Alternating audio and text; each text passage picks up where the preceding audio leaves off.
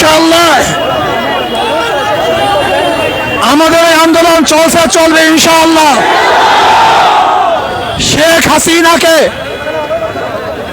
খুনি হাসিনাকে, এই জালেম হাসিনাকে মসনদ থেকে নামাবার আগ পর্যন্ত আন্দোলন চলবে ইনশাআল্লাহ। যখন যেই সময় ডাক দেওয়া হবে সেই সময় ঝাঁপিয়ে পড়তে হবে ইনশাআল্লাহ। এখন তো রাজপথ ছাড়া যাবে না, আমাদের সব কিছু ফয়সালা হবে রাজপথে।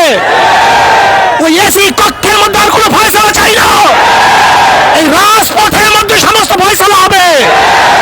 এবং শেখ হাসিনাকে, খুনি হাসিনাকে পদত্যাগ করার আগ পর্যন্ত আন্দোলন চলবে ইনশাআল্লাহ। কাজে আগামী সোমবার গণমিছিলে গোটা বাংলাদেশ প্রকম্পিত হবে। শেখ হাসিনার মস্তক ভেঙেছে, চুরমার হয়ে যাবে ইনশাআল্লাহ। আল্লাহুম্মা আমিন।